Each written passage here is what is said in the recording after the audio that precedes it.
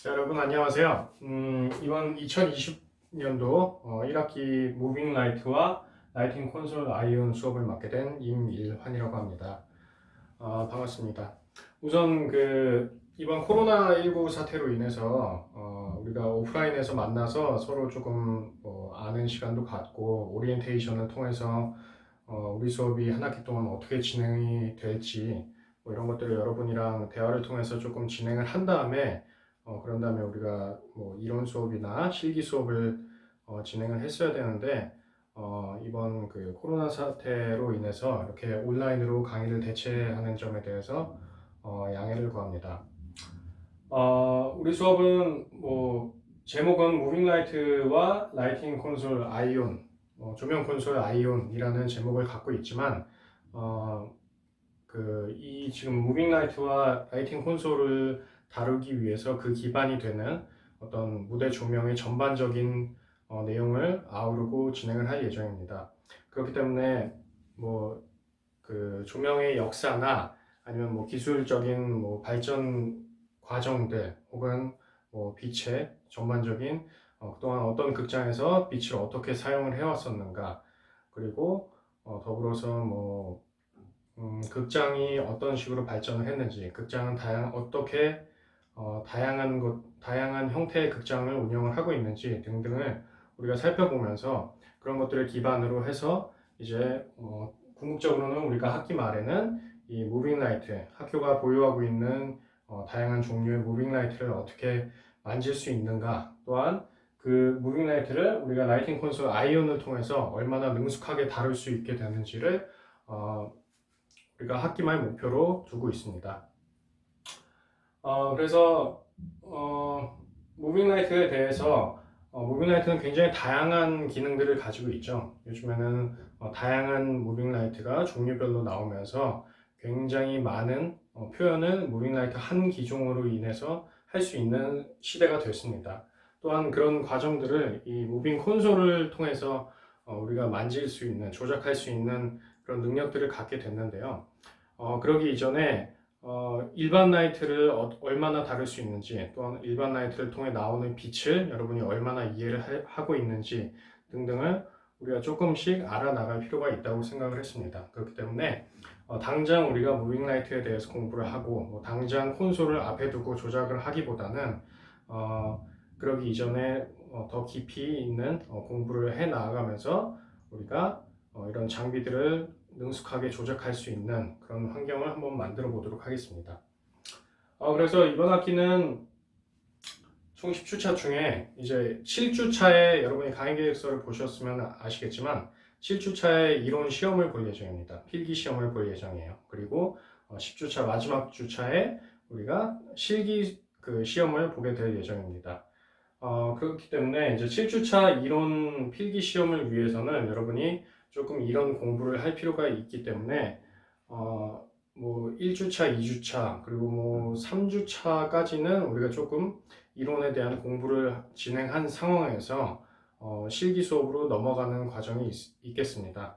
그렇기 때문에 이번 주와 다음 주 2주간 온라인 수업에는 이론 수업을 진행을 하고, 그리고 3주차 여러분과 제가 처음으로 만나는 주가 될 것 같은데 뭐 더 연장이 될 수도 있겠습니다만 처음으로 만나는 주까지는 이론 수업을 조금 진행을 하고, 그 다음부터는 우리가 강의실에서 이제 실제로 조명기를 걸어놓고 조명기를 조작해보고 조명기를 가능하다면 분해도 해보고 그런 수업을 진행하도록 하겠습니다. 과제나 시험에 대해서는 차차 나아가면서 제가 더 설명을 해드릴 테고, 과제는 학기 중에 한 많으면은 2회 정도 있을 예정입니다. 그렇기 때문에 과제에 대해서는 유념을 해두시는 게 좋을 것 같습니다. 우선 기초적인 이론 수업을 진행을 하게 될 텐데요. 제가 지금 굉장히 다양한 이론 수업을 준비를 했는데, 그 중에 아무래도 여러분이 관심이 얼마나 있을지 모르겠습니다만 우리가 아무래도 다 극장에서 일을 하는 사람들이기 때문에 극장에 대한 수업을 조금 더 먼저 진행을 해볼까 합니다. 자, 여러분이 뭐 앞으로 꿈꾸는 직업들이 있을 겁니다. 분명히. 꿈꾸는 직업에는 분명히 디자이너도 있을 거고. 그죠? 그리고 뭐 요즘에는 프로그래머가 굉장히 우리나라에서 핫한 직업 중 하나죠. 그렇기 때문에 이런 수업도 개설이 됐을 거라고 생각을 합니다. 그리고 프로그래머에 이어서 뭐 오퍼레이터, 뭐 비슷한 맥락이라고 생각을 할 수 있습니다만, 오퍼레이터와 프로그래머 같이 동일하게 콘솔을 다루는 직업군이지만 엄연하게 굉장히 다른 역할을 하는 직업군이겠죠. 그리고 또 어떤 역할이 있을까요? 극장에서 일을 하는 조명 감독이라는 직업군이 있을 겁니다. 보통 우리가 밖에서 보기에는 뭐 이외에도 뭐 크루나 아니면 뭐 팔로우 스팟 오퍼레이터나 굉장히 다양한 직업군들이 있습니다만 대체적으로 목표를 하고 목표로 두고 우리가 나아가는 직업군에 있어서는 현재 시점에서는 조명 디자이너 그리고 조명 콘솔 프로그래머, 조명 콘솔 오퍼레이터 그리고 조명 감독. 뭐 조명 감독은 두 가지로 또 분류가 되겠죠. 극장에서 일을 하는 조명 감독과 아니면 어떤 그 프로덕션에서 일을 하는 조명 감독으로 구분이 되겠습니다만 이런 조명 감독을 목표로 두고 공부를 하는 사람들이 있을 겁니다. 여러분도 그 중에 하나일 거고. 그래서 아마 여러분이 이번 수업 시작하기 전에 목표로 하는 직업군과 수업이 끝날 때쯤 여러분이 목표로 두고 있는 직업군이 바뀔 수도 있습니다. 지난 학기에 여러분 선배들을 가르쳤을 때도 학기가 시작할 때 하고자 하는 직업군과 학기가 끝날 때 하고자 하는 직업군이 굉장히 차이가 있었습니다. 그래서 이 중에 여러분이 지금 어떤 직업을 목표로 두고 있는지는 모르겠습니다만 이런 모든 직업을 아우르기 위해서는 기본적으로 극장에 대한 이해가 필요합니다. 그렇기 때문에 우리가 첫 시간에는 일단 극장에 대한 수업을 먼저 진행을 하도록 하겠습니다. 자, 극장은 보통 네 가지로 구분이 됩니다. 네 가지 형태로 구분이 돼요.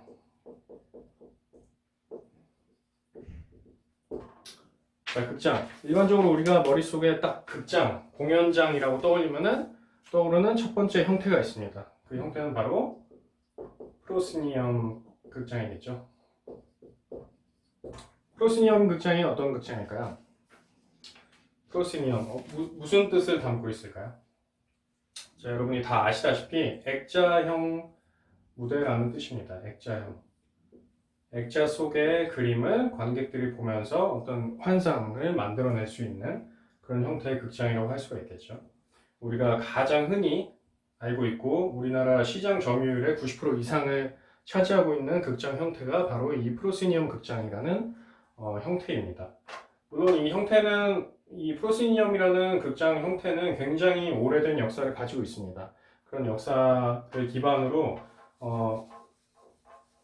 극장이 계속해서 존속해 왔기 때문에 일단 그런 역사는 잠시 뒤에 설명을 해드리고 첫 번째로 프로시니엄 형태가 있고 자, 두 번째로 더 많은 형태를 가지고 있는 많은 수를 가지고 있는 극장 형태가 뭐가 있을까요? 원형 무대라고 할 수가 있겠죠. 원형 무대. 뭐 여지까지 우리가 그 연극사를 공부하거나 극장의 역사를 공부할 때 많은 도서에 이렇게 원형 무대라고 표현이 되어 있습니다. 근데 이게 이제 지난 몇 년 사이에 잘못된 오역으로 이제 판단이 돼서 이제 그 번역이 다시 되고 있는데 원래 원어로 따지면은 아레나 스테이지를 우리나라에서는 번역을 원형 무대라고 번역을 하고 있죠. 아레나 스테이지. 아레나 하면은 여러분 머리에 떠오르는 게 뭘까요?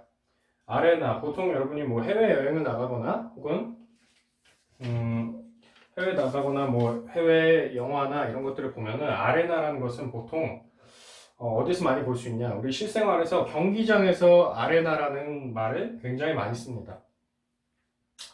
자, 근데 알다시피 여러분 경기장에는 뭐 다양한 형태의 경기장이 있죠.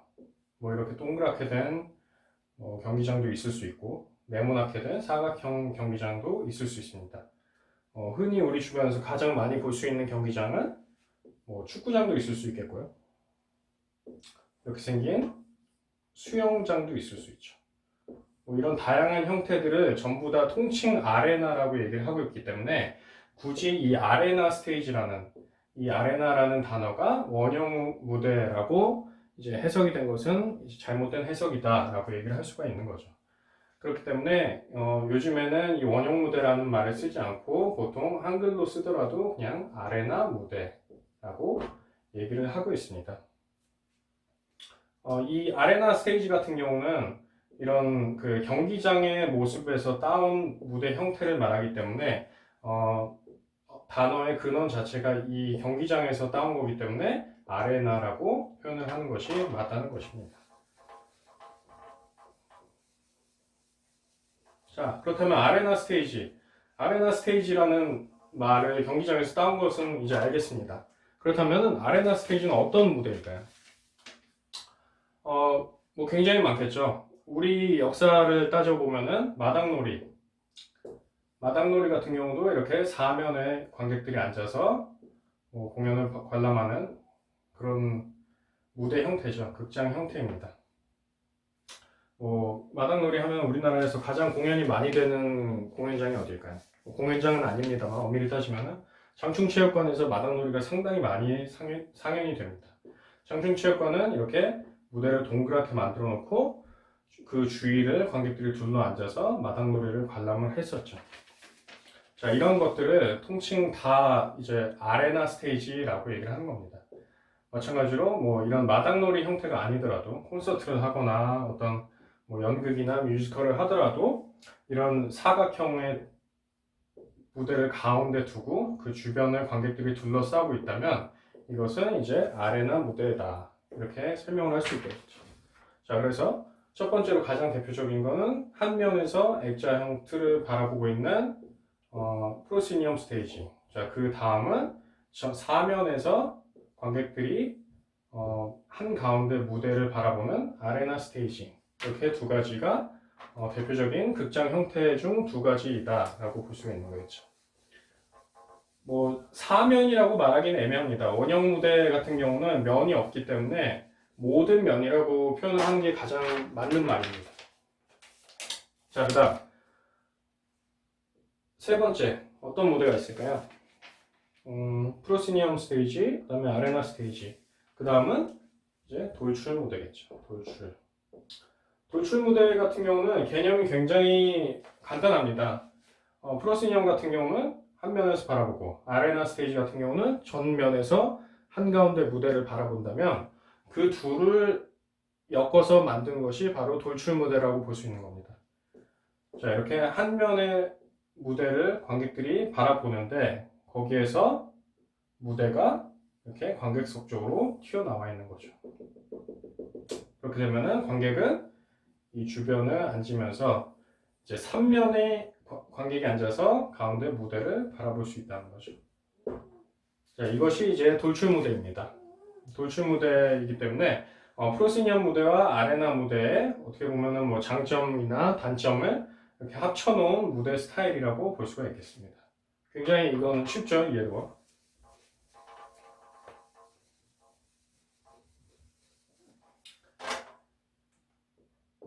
자, 그다음 네 번째. 네 번째 극장 형태 같은 경우는 우리 주변에서 굉장히 많이 볼 수 있는 극장 형태입니다. 우리가 실제로 뭐 다음 주부터 강의를 하게 될 그 강의실 같은 경우도 이 형태의 극장입니다. 바로 블랙박스라고 하는 극장 형태죠. 자, 블랙박스 말 그대로 검정색 상자를 얘기를 하는 거겠죠. 검정색 상자인데 이게 극장이랑 무슨 상관이 있느냐? 극장을 이렇게 사각형 상자로 검정색으로 칠해서 만들어 놓은 다음에 연출가의 연출 기법이나 아니면 무대 디자이너의 뭐 디자인에 따라서 관객석을 원하는 위치로 옮겨놓고 나머지에 무대를 세우는 뭐 이게 공연마다 자유자재로 바뀔 수 있는 무대가 일로 갈 수도 있고 관객석이 일로도 올 수 있는 굉장히 뭐랄까요, 다양한 표현을 할 수 있는 극장 형태를 이 네 번째 블랙박스라고 얘기를 하고 있는 거죠. 블랙박스는 다만 이런 제약이 상당히 없죠. 어떻게 보면은 무대를 아무데나 옮길 수 있고 관객석도 내가 원하는 대로 옮겨서 이제 공연을 상영할 수 있기 때문에 굉장히 한면으로는 제약이 굉장히 적습니다. 하지만 제약이 적은 만큼 어떤 기술적인 뭐 필요한 그 인프라가 필요하기 때문에 블랙박스는 대규모 공연장으로 짓기는 조금 어렵고 소규모 공연장으로 짓다 보니까 여러분이 뭐 대학로에서 공연을 보거나 혹은 강의실을 봤을 때도 규모가 크지 않은 이유는 이런 이유가 있다는 것입니다. 자, 이렇게 해서 극장의 네 가지 형태를 살펴봤습니다. 첫 번째 프로시니엄 스테이지, 두 번째 아레나 스테이지, 세 번째 돌출 무대, 스러스트 스테이지라고 하기도 하고요. 네 번째 블랙박스. 자, 프로시니엄은 여러분 주변에서 굉장히 흔히 볼 수 있습니다. 뭐 우리가 뭐 연극이나 뮤지컬, 뭐 오페라, 그리고 무용, 뭐 이런 공연들을 볼 때 대체적으로 여러분이 티켓팅을 해서 공연을 보러 가면은 우리나라의 90% 이상 극장은 이 프로시니엄 스테이지 형태를 가지고 있습니다. 프로시니엄 스테이지가 인기가 가장 많은 이유는 아까 얘기했던 대로 한쪽 면을 관객들이 바라보고 있는 그런 무대 형태이다 보니까 이 벽을 가운데 두고 액자 틀을 가운데 두고 그 뒤에 굉장히 많은 일루전을 만들어낼 수 있다는 겁니다. 환상들을 만들어서 이제 스토리 전개나 어떤 미장센에 있어서 관객들에게 굉장히 환상 속의 아름다움을 많이 심어줄 수 있는 거죠. 그렇기 때문에 프로시니엄 스테이지가 어떻게 보면 극장의 기본 틀이 되고 가장 인기 있는 극장 형태로 자리 잡을 수 있었던 겁니다. 자, 두 번째 아레나 스테이지. 뭐 아까 설명을 했죠. 아레나 스테이지 같은 경우는 뭐 이 아레나라는 단어 때문에 제가 먼저 설명을 드렸지만 흔히 스포츠가 열리는 경기장에서 이 아레나 스테이지를 많이 볼 수가 있습니다. 자, 3번 돌출 무대. 돌출 무대는 그렇다면 우리가 언제 볼 수 있을까요? 돌출 무대 같은 경우 곰곰이 생각을 해봐도 공연을 보러 갔을 때 많은 극장에서 보지는 못했습니다. 돌출 무대. 그런데 이 돌출 무대를 메인 무대로 쓰고 있는 어떤 장르가 있어요. 돌출 무대를 메인으로 쓰고 있는 장르는 이제 그 패션쇼에서 모델들이 런웨이를 걷는 이 무대를 이제 돌출 무대에서 파생된 형태의 무대라고 볼 수 있는 겁니다. 패션쇼에서 런웨이를 보면은 항상 이 뒤에 벽이 있고 거기에 이제 디자이너 로고가 들어가 있고 그 출입구를 숨길 수 있는 벽과 그 앞으로 튀어나와 있는 런웨이를 볼 수가 있죠. 그래서 모델들이 뭐 한쪽 출구를 통해서 나왔다가 다시 반대쪽 입구를 통해서 들어가는 이런 특징을 가지고 있고 그 옷을 잘 보이기 위해서 패션을 잘 보이기 위해서 그 무대를 3면을 이제 관객들이 앉아서 의상을 바라볼 수 있는 그런 무대로 만들어져 있다는 것을 알 수가 있습니다. 이게 바로 돌출 무대의 특징을 그대로 가져온 이제 무대라고 볼 수 있겠고요. 그렇기 때문에 현 시대에서 가장 돌출 무대의 대표적인 무대라 하면은 바로 이 패션쇼의 런웨이라고 할 수가 있는 겁니다.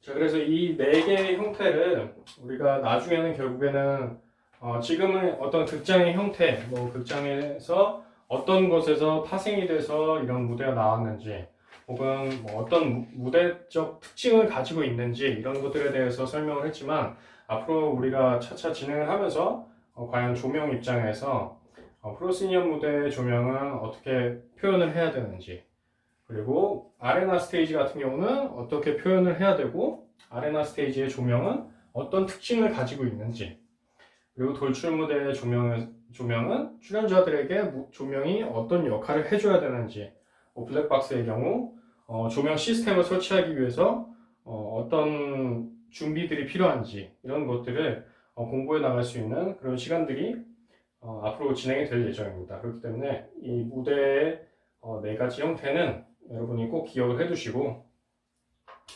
앞으로 연출을 함에 있어도 우리가 실기 수업에서 조명을 여러분이 표현을 하게 되더라도 이 네 가지 형태의 극장별 형태를 꼭 기억을 해두고 빛을 여러분이 꾸미시기를 바랍니다. 그렇지 않으면 사실 이 극장 형태를 염두를 해두지 않고 조명을 하게 되면은 빛이 목적성을 잃기 때문에 여러분이 이 네 가지는 어떻게든 꼭 기억을 해두셔야 돼요.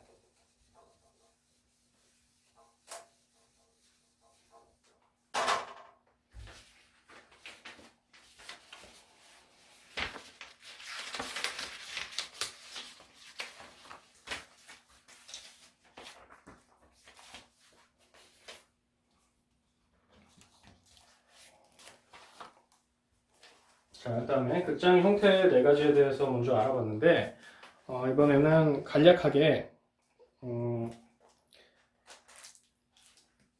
극장의 역사에 대해서 한번 살펴보면서 이런 역사 속에서 극장이 어떻게 발전을 해왔는지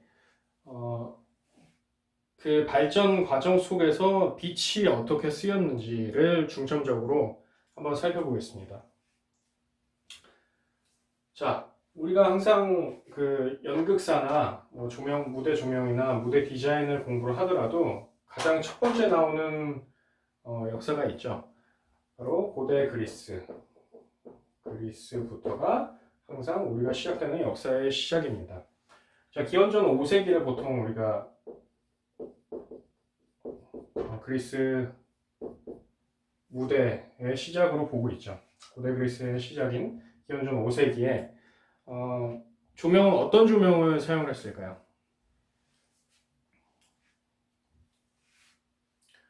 고대 그리스에는 자연광을 조명으로 사용을 했습니다.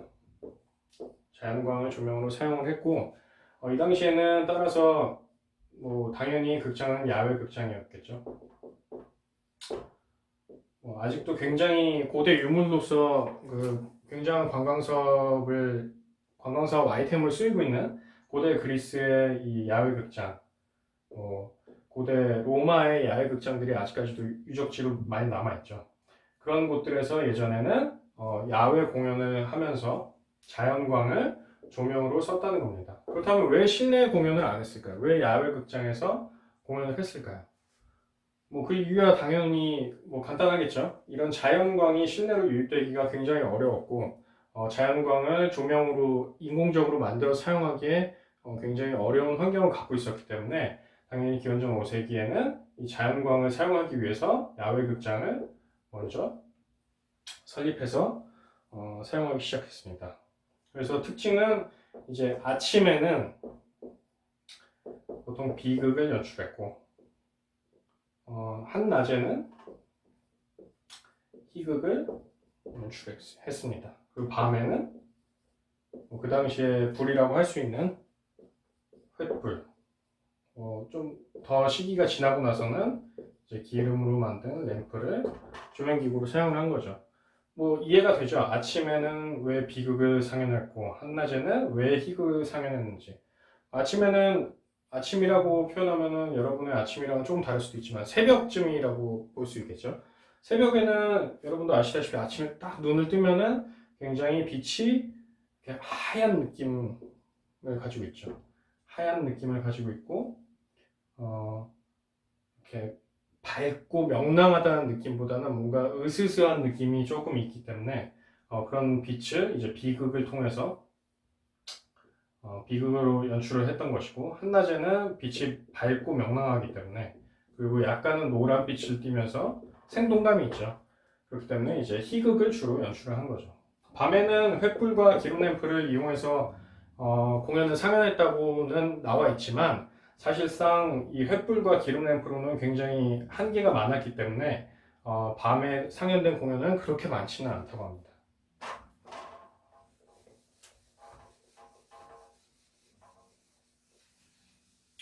자, 그 다음은 고대 그리스에서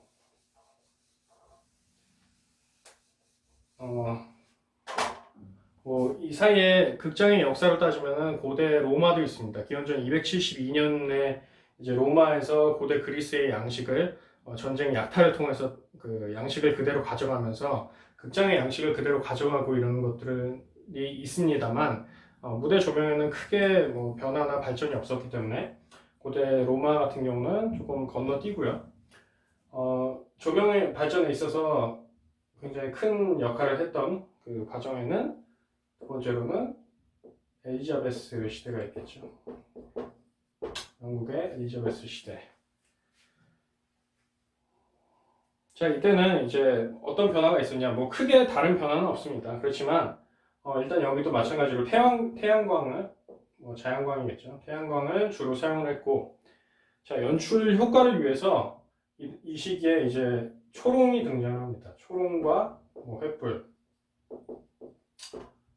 뭐 이런 특징들이 있을 수 있겠습니다. 초롱과 횃불. 그러니까 이전에 고대 그리스, 로마에는 연출을 위해서 썼다기보다는 말 그대로 누군가 대상이 보이거나 어떤 오브제가 보이기 위해서 불을 쓴 것이라면 엘리자베스 시대에는 보다 약간 소품 개념으로 초롱이나 횃불을 가지고 연출을 했다는 거죠. 말 그대로. 연출을 위한 불의 사용이 되겠습니다.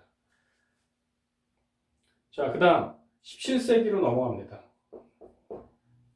17세기는 이제 이 초롱에서 한 단계 더 발전을 해서 여러분이 예전 공연장들 영상을 보면은 많이 나오는 이제 촛불로 된 샹들리에를 사용을 하기 시작합니다. 그리고 촛불로 된 벽등을 사용하죠. 자, 이런 그 역사들 속에서 뭐 팬텀 오브 더 오페라 같은 굉장히 그런 작품들이 영향을 받아서 만들어진 거죠.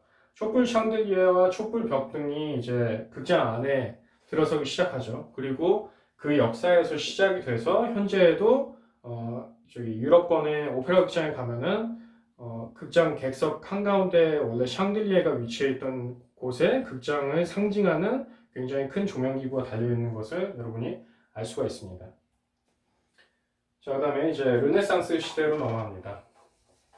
17세기까지는 사실 그렇게 큰 변화가 많지는 않았어요. 왜냐면은 어떤 인공 조명기구가 탄생하기 이전이기 때문에 굉장히 큰 변화가 없었습니다. 그렇지만 이제 르네상스로 들어서면서 르네상스 시대는 여러분이 뭐 조명과 별개로 생각을 하더라도 굉장히 미술계나 건축계에도 굉장히 많은 발전을 가져온 시대인 만큼 극장 안에서도 다양한 변화를 가져왔는데 그 중에서도 조명에 큰 변화들을 가지고 온 시대입니다. 아주 크게 두드러진 것들을 먼저 살펴보겠습니다. 자, 첫 번째로는 조명에 처음으로 색을 넣기 시작합니다.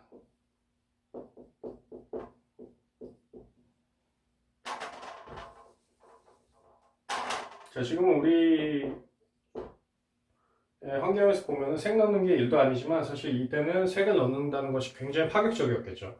자, 그렇다면 이 색을 어떻게 넣었을까요? 조명에 색을 어떻게 표현을 했을까요?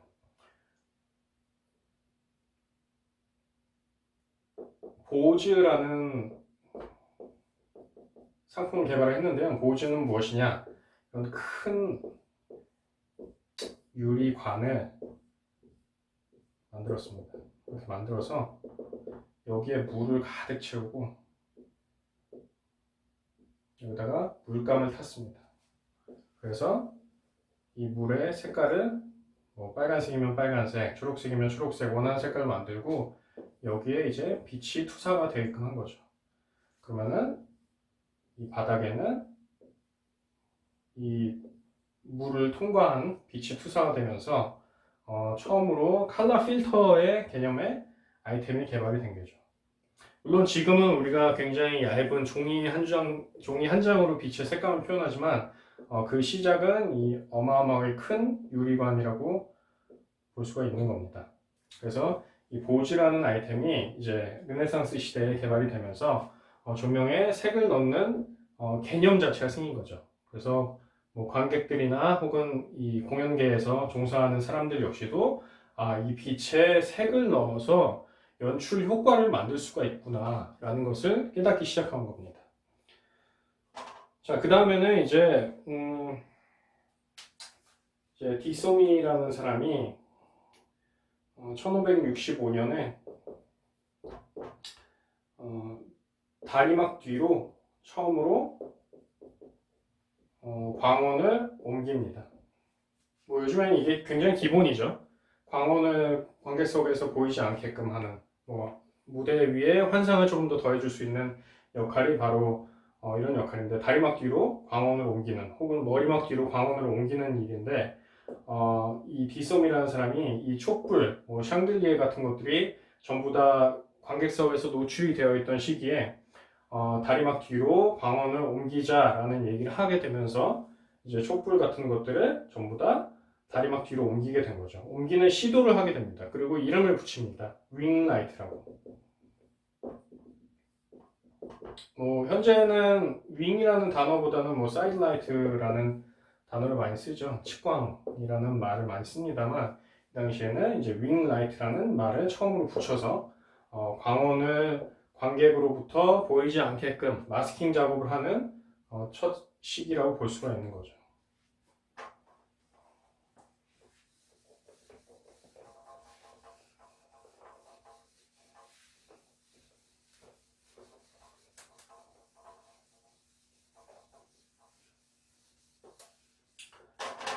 자, 그 다음으로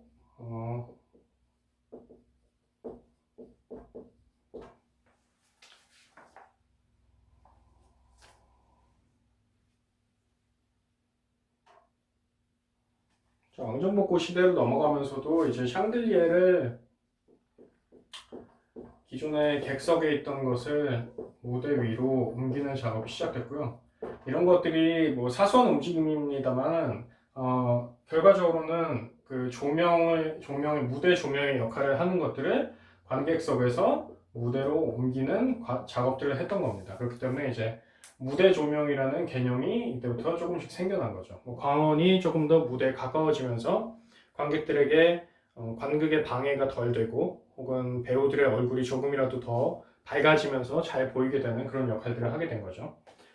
자, 그다음에 이제 1800년대로 들어서면서 1803년에 영국에서 처음으로 가스등이 개발이 됩니다. 가스등이 개발이 되면서 처음으로 인공 조명이라는 개념이 생깁니다.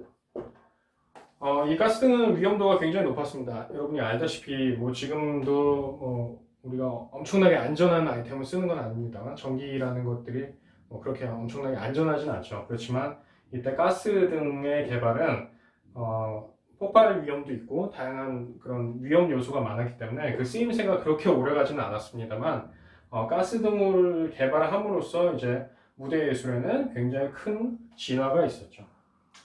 자, 그 다음에는 1826년 같은 경우는 그 석회등이 개발이 됐어요. 석회등 역시 아직도 조금 쓰이는 곳도 있지만 그렇게 많은 양의 그 석회등은 사용이 되지 않고 있고 역사 속으로 많이 사라졌던 거죠.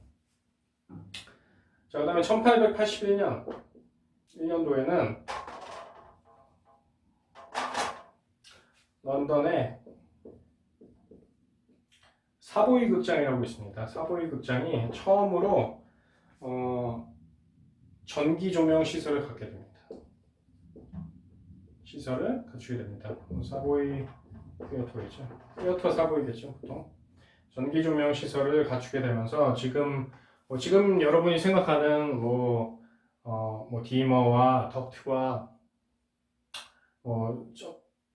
꽂는 그런 콘센트를 정확하게 가지고 있는 조명 장비들을 사용한 건 아닙니다만 그보다는 훨씬 진보되지 못한 장비들을 썼습니다만 전기 조명 시설을 갖춘 극장이 1881년에 개관을 하게 된 겁니다.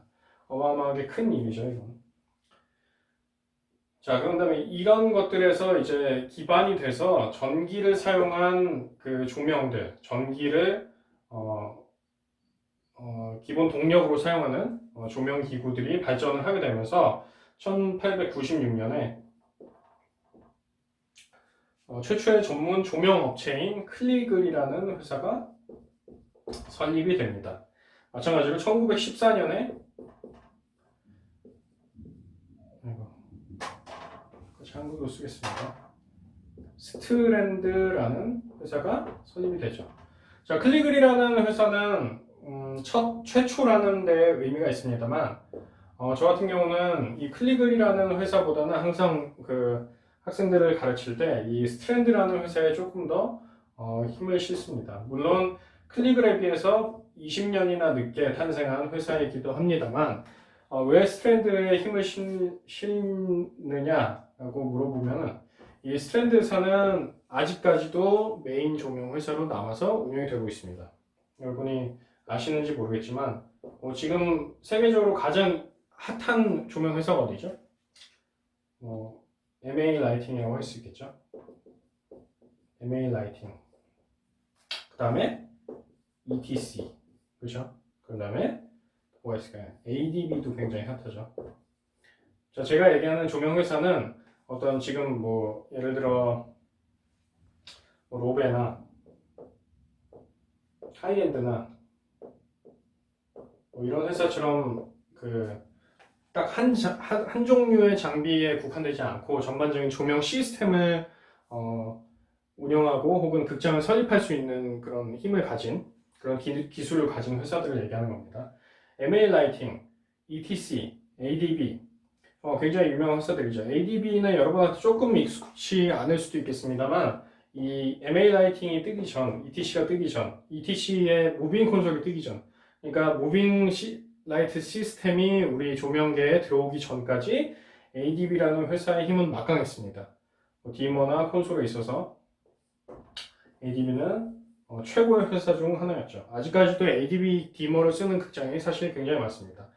그런데 이에 버금가는 회사가 이 1914년도에 설립이 된 스트랜드라는 회사라는 겁니다.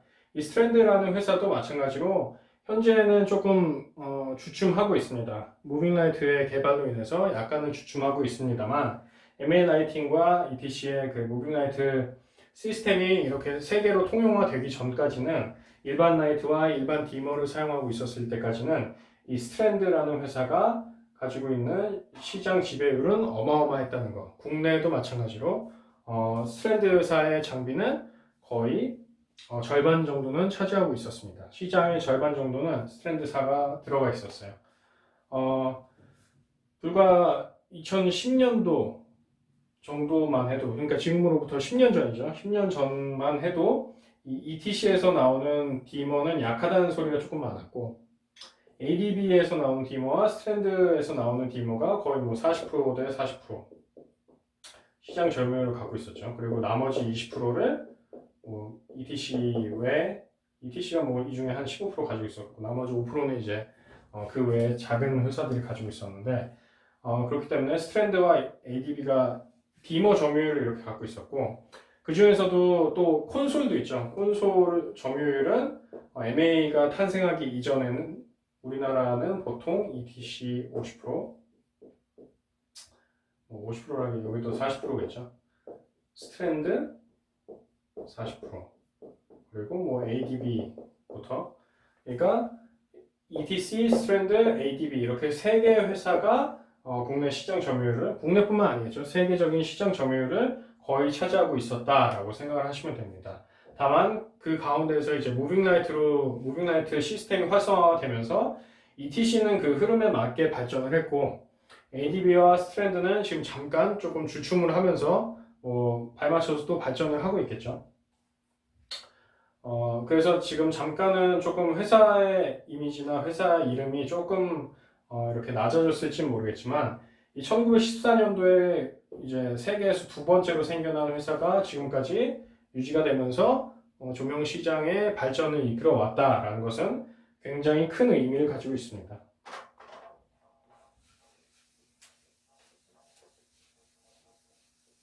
그래서 앞으로 수업에도 계속해서 나옵니다. 이런 얘기가 스트랜드사에 대한 얘기, 뭐 ADB에 대한 얘기, 그리고 뭐 ETC나 그 MA 같은 경우는 뭐 당연히 우리가 계속해서 다룰 수밖에 없죠.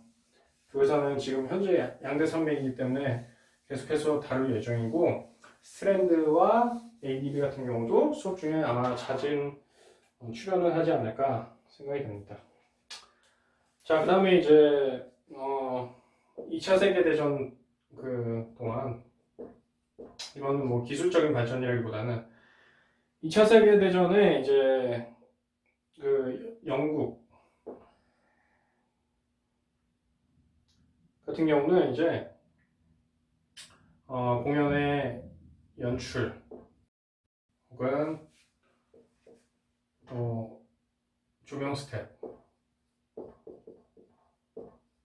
스태프가 마치 부업처럼 자리매김을 했습니다. 뭐 주업을 따로 가지고 있고 그 외에 이제 뭐 아르바이트나 혹은 관심을 가지고 있는 취미로 할 수 있는 부업으로 자리한 반면에 미국에서는 이 업계가 굉장히 큰 발전을 합니다. 그래서 디자이너라는 개념이 이 2차 세계대전에 생겨나게 됩니다. 그래서 이제 전문 분야가 된 거죠. 자, 그래서 미국에서는 1925년도에 이런 발전을 통해서 한글로 쓰니까 조금 웃기긴 한데, 스탠리 맥캔들리스라는 사람이 예일 대학에서 처음으로 무대 조명에 대한 수업을 하기 시작합니다. 그래서 이런 그 많은 발전 속에서 기술적인 발전도 있었지만 인식에 대한 발전이 이 시기에 가장 크게 발전을 했던 거죠. 그 전까지는 어떤 말 그대로 뭐 기술적인 전기를 다루는, 뭐 가스를 다루는, 혹은 뭐 공연에 그냥 보조를 하는 그런 정도의 역할이라고 인식이 되어 있었다면, 이런 전쟁을 통해서 보통 굉장히 많은 것들이 발전하죠. 문화예술계도 사실 전쟁을 통해서 발전한 부분이 많은데, 특히 조명 디자이너에 대한 개념은 이때 2차 세계대전 동안 미국에서 그런 운동들이 많이 일어나면서 조명 디자이너라는 전문 분야가 새롭게 시작이 된다라고 보시면 되겠습니다. 그래서 불과 몇 년 지나지 않은 1925년도에 이제 예일 대학에서 처음으로 무대 조명에 대한 수업을 하게 된 거죠. 이 과정이 있었기 때문에 지금 우리도 존재를 하는 거겠죠. 여러분도 이런 수업을 듣고 저도 이런 수업을 할 수 있는 그런 환경이 됐을 거라고 생각을 하고 있습니다. 일단은 물론 깊이 들어가면 더 많은 과정이 있겠습니다만, 가장 시대별로 두드러지게 나타난 조명의 발전은 이 정도라고 보시면 됩니다. 그래서 이 내용들을 기억을 해두시고 우리가 앞으로 조명을 공부를 해가면은 분명히 많은 도움이 될 거라고 생각합니다. 그리고 이 부분에 대해서 궁금한 사항이 있으면은 잘 메모를 해뒀다가 우리가 처음 만나는 수업에서 질문을 해주길 바랍니다. 일단 그렇고